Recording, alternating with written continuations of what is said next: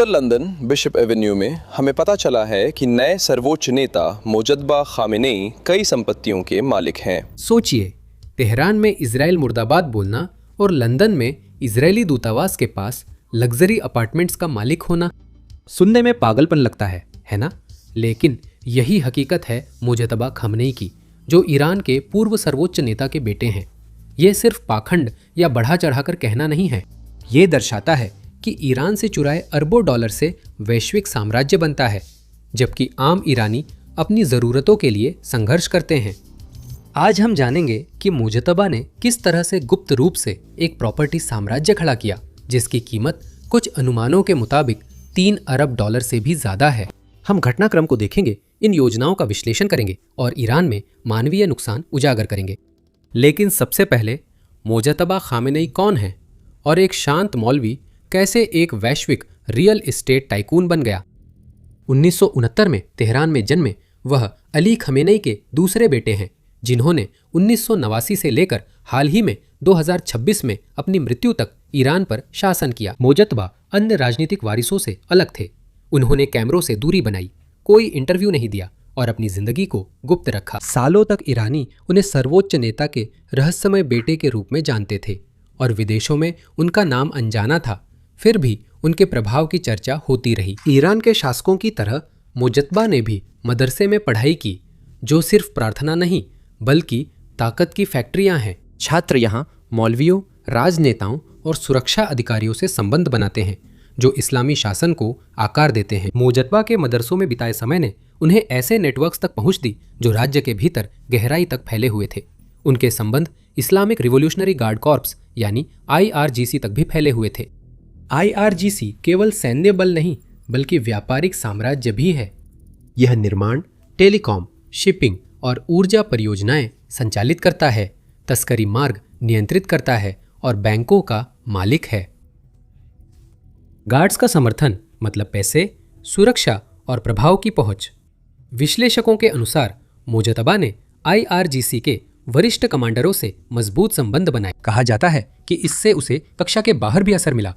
2000 के दशक के अंत तक मोजतबा को छुपे संचालक के रूप में देखा जाने लगा। असल में 2009 के ग्रीन मूवमेंट के दौरान जब लाखों ईरानियों ने विवादित चुनाव के खिलाफ प्रदर्शन किया था, रिपोर्टों में कहा गया कि उसने दमन को समन्वित करने में मदद की थी। हजारों लोगों को गिरफ्तार किया गया और विद्रोह को कुचल दिया गया। और भले ही उसकी सही भूमिका कभी पुष्टि नहीं हुई, लेकिन अंदरूनी लोगों का मानना था कि वह पर्दे के पीछे से सारी डोरियां खींच रहा था। कुछ साल बाद 56 साल के मोजतबा खामेनेई अब एक कट्टरपंथी हैं। उनकी छवि गोपनीयता के लिए जानी जाती है। 2019 में अमेरिका ने उन्हें विरोध प्रदर्शनों के दमन से जुड़े मानवाधिकार उल्लंघनों के लिए उन पर प्रतिबंध लगाए। वह शायद ही कभी सार्वजनिक रूप से दिखते हैं, यहाँ तक कि एक सटीक हमले में अपने पिता की मौत के बाद भी छिपे रहे। शुरू में अफवाह थी कि वह विस्फोट में घायल हुए थे। कुछ दिनों में IRGC की वफादारी के समर्थन से विशेषज्ञों की सभा ने उन्हें नया सर्वोच्च नेता बना दिया। ये समझने के लिए कि ये कैसे हुआ, हमें खुद हमले पर नजर डालनी होगी। 28 फरवरी को अमेरिकी और इजरायली जेट विमानों ने रमजान युद्ध की शुरुआत में पहली बमबारी की। उनका निशाना उत्तरी तेहरान में अली खामेनी का परिसर था। हमला बेहद विनाशकारी था और अली खामेनी की मौके पर ही मौत हो गई। साथ ही उनके करीबी सहयोगी IRGC कमांडर अमीर नासिर जादे और मोहम्मद पाकपुर भी मारे गए। रिपोर्टों के अनुसार मोजतबा के परिवार के सदस्य भी धमाके में घायल हुए।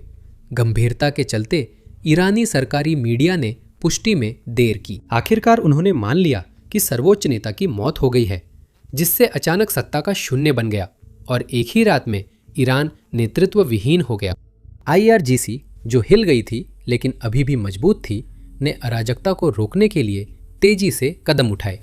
मोजतबा चोट की अफवाहों के बाद भी एकमात्र उपयुक्त उत्तराधिकारी थे। उनके पास वंशावली, धार्मिक प्रशिक्षण और गार्ड्स का विश्वास था। कुछ घंटों में कमांडरों ने एकजुटता दिखाई और उनके उत्तराधिकार को अमेरिका इजराइल के खिलाफ चुनौती बताया।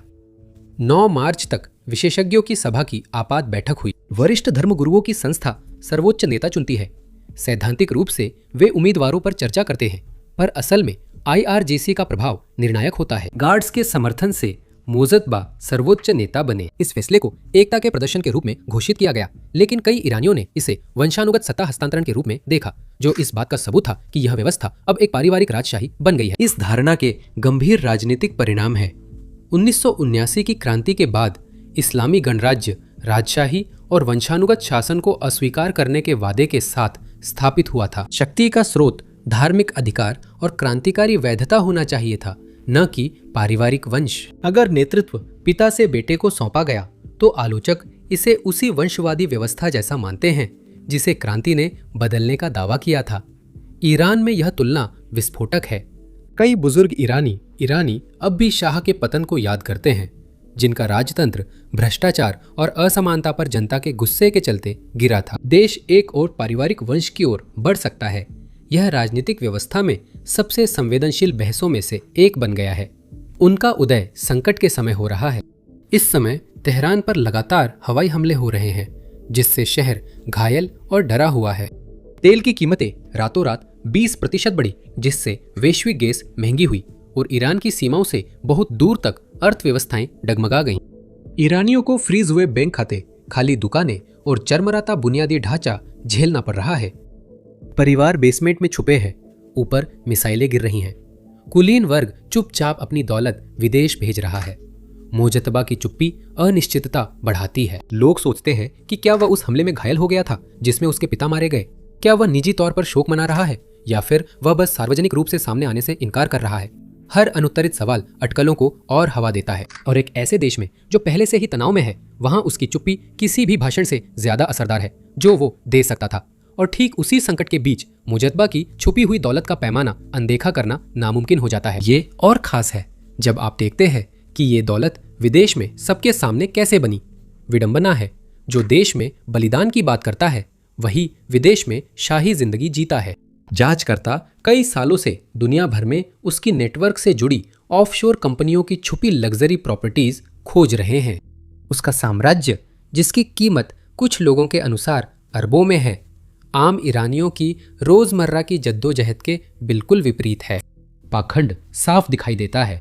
वही नेता जो तेहरान में बंकरों से प्रतिरोध की बात करता है, लंदन के पॉश इलाकों में अपार्टमेंट का मालिक है। क्रांतिकारी गार्ड्स की आर्थिक गतिविधियों से परिचित एक सूत्र के अनुसार पिछले 48 घंटों में लगभग $1.5 अरब ईरान से बाहर ट्रांसफर किए गए, वो भी बैंकों के जरिए नहीं बल्कि क्रिप्टो के माध्यम से। एक साफ मंजिल दुबई भेजे गए।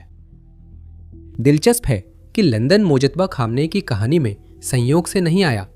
लंदन वर्षों से चुपचाप विदेशी संपत्ति के लिए दुनिया के सबसे बड़े ठिकानों में से एक बन गया है। जांचकर्ता इसे राजनीतिक अभिजात वर्ग की वैश्विक मनी लॉन्ड्रिंग का अड्डा बताते हैं। रूस के ओलिगार्क, मध्य एशिया के अधिकारी और मध्य पूर्व के बिजनेस टाइकून सभी ने शहर की प्रॉपर्टी में निवेश किया है।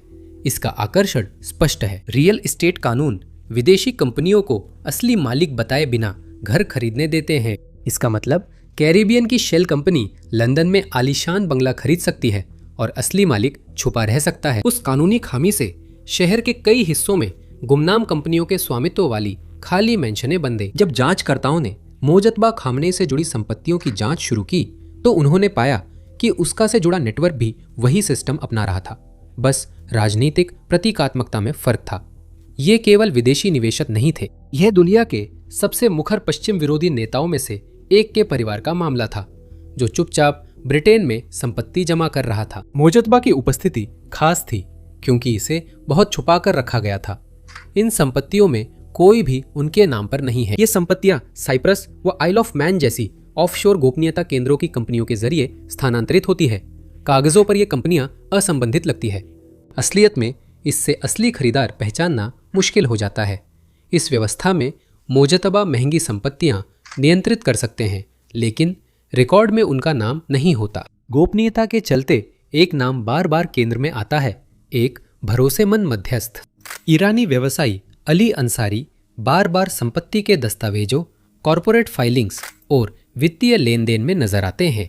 वे सौदों का दिखावटी पक्ष संभालते, कागजी कार्रवाई पर हस्ताक्षर करते, कंपनियां चलाते और संपत्तियों के कानूनी मालिक होते हैं। जांचकर्ताओं के मुताबिक मोजतबा इस नेटवर्क की असली ताकत है।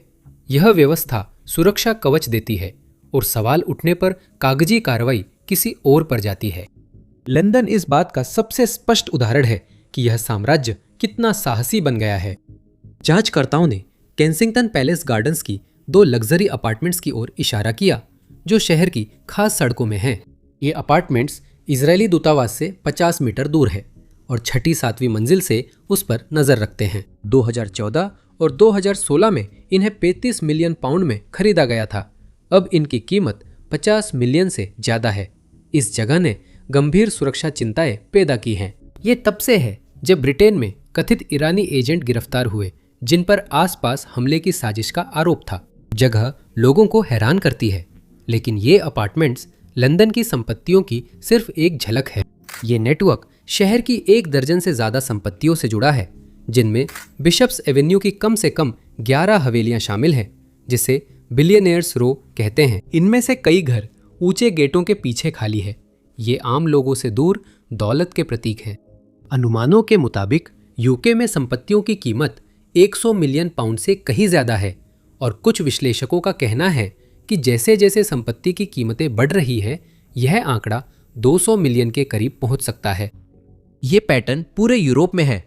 हिल्टन फ्रैंकफर्ट, ग्रावेनब्रुक एयरपोर्ट के पास 5 स्टार होटल और मलोरका का लग्जरी रिसॉर्ट भी इसमें शामिल है। जांचकर्ताओं ने द्वीप के गोल्फ कोर्स, ऑस्ट्रिया के स्की रिजॉर्ट और जर्मनी के शॉपिंग सेंटर से संबंध पाए हैं। वित्तीय जांच से पता चला कि नेटवर्क का यूरोपीय हिस्सा करीब 400 मिलियन यूरो का है। हालिया लीड के मुताबिक लंदन, छुपे बैंक खाते और दूर की संपत्तियां मिलाकर साम्राज्य 3 अरब डॉलर से ज्यादा है। इस आंकड़े में संपत्ति और स्विस बैंक खाते शामिल हैं, जिनमें सैकड़ों मिलियन छुपाने के लिए लिकटेनस्टीन के जरिए ट्रांसफर किए गए। मैड्रिड में इस नेटवर्क ने लग्जरी अपार्टमेंट्स और ऑफिस टावरों में करोड़ों डॉलर की संपत्ति जोड़ी और स्पेन के तेजी से बढ़ते बाजार में आम निवेशकों की तरह शामिल हो गए। लेकिन यही अंत नहीं है। बैंकिंग संबंध सीरिया, वेनेजुएला व अफ्रीका के कुछ हिस्सों तक है। यहाँ फंड्स स्थानीय बैंकों में रेगुलेटर से दूर रहते हैं। सिर्फ विदेशों में ही नहीं, ईरान के मशहद के पास मोस्तबा ने भी बड़ी जमीनें ली है। वह सार्वजनिक मैदानों को छोटे मोहल्लों के बराबर निजी संपत्तियों में बदल रहा है, जिससे पश्चिमी देशों की राजधानियों पर दबाव बढ़ रहा है। नीति निर्माता पूछ रहे हैं कि क्या इन संपत्तियों को छोड़ देना चाहिए, जबकि ये प्रतिबंधित तेल के पैसों से जुड़ी हो सकती है। तर्क साफ है। अगर जांचकर्ता इन खरीदारियों के पीछे के नेटवर्क का पर्दाफाश कर देते हैं और सरकारें उनकी संपत्तियों को फ्रीज या जब्त कर लेती है, तो ईरान के अमीर लोगों के लिए अपनी दौलत बाहर निकालकर विदेश में रखना बहुत मुश्किल हो जाएगा। मोजतबा के मामले में उन संपत्तियों पर रोक लगाना सीधे उस नकदी प्रवाह पर चोट करेगा जो शासन को जिंदा रखे हुए है। ठीक है, सोचिए, जब आपने सुना कि मोजतबा के पास गुप्त संपत्तियों में 3 अरब डॉलर है, जबकि आम ईरानी लोग सोच रहे हैं कि बिजली कब आएगी। आप साफ तौर पर ऐसी कहानियां चाहते हैं जो भीड़ से अलग हों। वीडियो को लाइक करें, सब्सक्राइब करें ताकि अगला वीडियो मिस न हो, क्योंकि भू राजनीतिक परछाइयां गहरी हो रही हैं। चलिए मुद्दे पर वापस आते हैं। उनके पास इतनी अकल्पनीय और अपार संपत्ति है और जिन लोगों पर वे राज करते हैं उनकी जीवन स्थितियां, इन दोनों के बीच का अंतर बहुत बड़ा है। हाँ, मोजतबा की विदेशों में जमा दौलत और ईरान के अंदर लोगों की जिंदगी के बीच का फासला इससे बड़ा अंतर नहीं हो सका। परिवार घर पर महंगाई, जमी हुई बचत और कमी जैसी समस्याओं से जूझ रहे हैं। इसी दौरान जो व्यक्ति अब सत्ता में है वह दुबई के विला, मलोरका के रिसॉर्ट और फ्रैंकफर्ट के होटलों में जाता है। यह केवल दौलत की बात नहीं है, यह दौलत कुछ सबसे विशिष्ट बाजारों में जमा की गई है जो उन लोगों की रोजमर्रा की परेशानियों से बहुत दूर है जिन पर वह शासन करता है। इस तरह की असमानता चौंकाने वाली और राजनीतिक रूप से खतरनाक है। पश्चिमी खुफिया अधिकारी एक और खतरे को लेकर चिंतित है। गुप्त नेटवर्क से खरीदी गई संपत्तियां केवल वित्तीय नहीं, अन्य उद्देश्यों के लिए भी इस्तेमाल हो सकती है। लग्जरी घर और होटल शांत बैठक स्थलों और अस्थायी सुरक्षित ठिकानों के रूप में काम कर सकते हैं। ये विदेश यात्रा करने वाले व्यापारिक साझेदारों और राजनीतिक सहयोगियों के लिए लॉजिस्टिक हब भी बन सकते हैं। जांचकर्ताओं ने मोजतबा खामनेई के नेटवर्क पर संपत्तियों को इस तरह इस्तेमाल करने का आरोप नहीं लगाया, लेकिन सुरक्षा विश्लेषकों के अनुसार छिपे स्वामित्व ढांचे से निगरानी मुश्किल हो जाती है। अधिकारियों को इमारत के नियंत्रण की जानकारी न होने से वे उसके उपयोग की निगरानी नहीं कर पाते। इसी वजह से हाल में कई सरकारों ने संपत्ति स्वामित्व के नियम सख्त किए हैं। अब बहस सिर्फ भ्रष्टाचार या छुपी संपत्ति नहीं, बल्कि वैश्विक शहरों में पारदर्शिता और सुरक्षा पर है। इन संपत्तियों को निशाना बनाना मोजतबा को सिर्फ शर्मिंदा ही नहीं करेगा, ये शासक वर्ग की उन वित्तीय जीवन रेखाओं को प्रभावित करेगा जो उन्हें उस अराजकता से बचाती है जिसे आम ईरानी झेलते हैं, से बचाती है। लंदन में खाली हवेलियां और दुबई में विला सिर्फ पाखंड के प्रतीक नहीं हैं, ये शासन के अस्तित्व के खजाने हैं और इन तक पहुंच काटना सत्ता की नसों पर सीधा वार है। दबाव इसलिए बढ़ रहा है क्योंकि नीति निर्माता मानते हैं कि यह कुछ असरदार उपायों में से एक है। तेल निर्यात पर प्रतिबंधों को वर्षों से चकमा दिया गया, लेकिन लंदन, फ्रैंकफर्ट या दुबई में संपत्तियां छुपाना ज्यादा मुश्किल है। फ्रीज करने से पारदर्शिता आती है, छिपे नेटवर्क दिखते हैं और संदेश जाता है कि गोपनीय संपत्ति अब छुप नहीं सकती। अब जब मुजतबा को आधिकारिक रूप से सर्वोच्च नेता घोषित कर दिया गया है तो दाव पहले से कहीं ज्यादा बड़े हैं। उसकी छुपी हुई संपत्ति अब सिर्फ एक घोटाला नहीं है, ये एक हथियार है। ये रूस ईरान गठबंधन को फंड करता, सुरक्षा मजबूत करता है और आम लोगों द्वारा झेली जाने वाली अराजकता से अभिजात वर्ग को बचाता है। अब सवाल ये नहीं कि मोजतबा मालिक है या नहीं, असल सवाल ये है कि क्या दुनिया कार्रवाई करेगी। ये संपत्तियों को फ्रीज करने, नेटवर्क को उजागर करने और उन रास्तों को बंद करने के जरिए होगा जो तानाशाही को छाया में फलने फूलने देते हैं। अब सबसे अहम सवाल है, दुनिया की सबसे बेहतरीन रियल एस्टेट खरीदने का पैसा कहां से आया? इसका जवाब देने के लिए हमें सबसे पहले देखना होगा कि ईरान की अर्थव्यवस्था कैसे काम करती है, सिर्फ कागजों पर नहीं बल्कि असलियत में। ईरान के पास धरती के सबसे बड़े तेल भंडारों में से एक है। तेल की बिक्री दशकों से सरकार की मुख्य आय रही है और अच्छे वर्षों में अरबों डॉलर मिलते रहे हैं। ज्यादातर देशों में वो पैसा राष्ट्रीय बजट के जरिए चलता है, जहां संसद और सार्वजनिक ऑडिटर ये देख सकते हैं कि उसे कैसे खर्च किया जा रहा है। लेकिन ईरान में ये व्यवस्था बिल्कुल अलग तरह से काम करती है। तेल से आमदनी आमतौर पर कुछ शक्तिशाली संस्थाओं के नेटवर्क से होकर गुजरती है, जो कम सार्वजनिक निगरानी में काम करती है। इसमें IRGC प्रमुख खिलाड़ी है। 1979 की क्रांति के बाद यह सैन्य बल था, अब यह रक्षा से भी आगे बढ़ चुका है। आज गार्ड मुख्य आर्थिक क्षेत्रों में शामिल है। इससे जुड़ी कंपनियों के पास निर्माण, ऊर्जा, दूरसंचार, शिपिंग और प्रमुख बुनियादी ढांचा अनुबंध हैं। राष्ट्रीय परियोजनाएं गार्ड कंपनियों को देने से सरकारी पैसे और निजी लाभ की सीमा धुंधली हो जाती है। एक संस्था सत्ताद सत्ता के केंद्र के काफी करीब है। इसे शुरुआत में क्रांति के बाद छोड़ी गई संपत्तियों के प्रबंधन के लिए बनाया गया था, लेकिन अब ये बड़ा वित्तीय नेटवर्क बन गई है। सत्ताद अब बैंकों, दवा, दूरसंचार कंपनियों और बड़े रियल एस्टेट पोर्टफोलियो में हिस्सेदारी रखता है। सरकारी मंत्रालयों के विपरीत सत्ताद संसद को जवाबदेह नहीं है, यह सीधे सर्वोच्च नेता को रिपोर्ट करता है। ये प्रणाली भारी संपत्ति को कम निगरानी में स्थानांतरित करने देती है।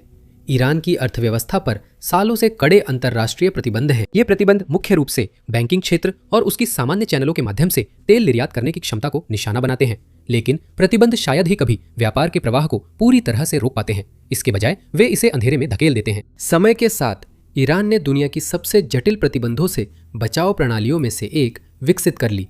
ये तरीके हैरान करने वाले रूप से सरल हो सकते हैं। तेल टैंकर व्यस्त मार्गों पर ट्रैकिंग सिस्टम बंद कर देते हैं। कच्चा तेल समुद्र में एक जहाज से दूसरे में भेजा जाता है, जिससे स्रोत पता लगाना मुश्किल हो जाता है। फंड कंपनियां दूर दराज देशों में दिखाई देती है, जो कभी कभी अपना नाम या मालिकाना हक बार बार बदलती रहती है। कागजी रिकॉर्ड जानबूझकर उलझे हुए बनाए जाते हैं, जिससे नियामकों के लिए पैसे का पीछा करना मुश्किल हो जाता है। रिवॉल्यूशनरी गार्ड से जुड़े नेटवर्क इन ऑपरेशनों को संभालने में अहम भूमिका निभाते हैं।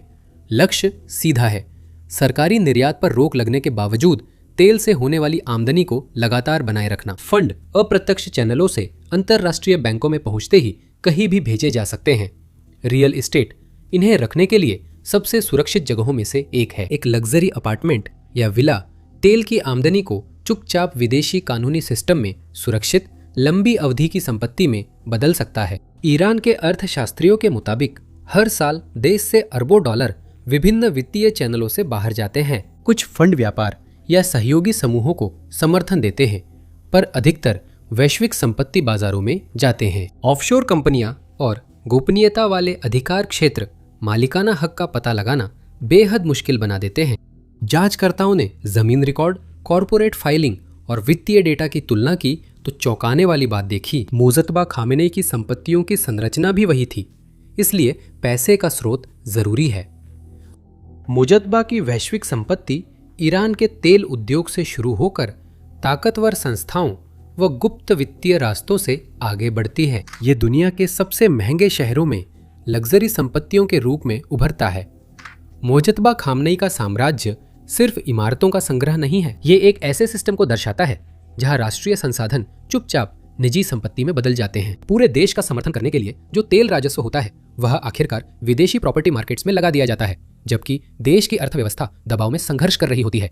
यही विरोधाभास है जो इस कहानी की ओर लगातार ध्यान आकर्षित करता है। इसी विरोधाभास से वह गुस्सा उपजा जो 2022 में मासा अमीनी की मौत के बाद सड़कों पर दिखा। ईरान की मोरालिटी पुलिस द्वारा मासा अमीनी की गिरफ्तारी के बाद देश भर में विरोध शुरू हो गए, जो जल्द ही मूल घटना से आगे बढ़ गए। लोग सड़कों पर उतर आए, सिर्फ मासा अमीनी के लिए न्याय की मांग करने के लिए ही नहीं, बल्कि भ्रष्टाचार, असमानता और आर्थिक कठिनाइयों को लेकर वर्षों से जमा गुस्से को भी आवाज देने के लिए। गुजारे के लिए संघर्ष कर रहे परिवारों के लिए लंदन में लग्जरी अपार्टमेंट्स की खबर अन्याय की भावना बढ़ा देती है।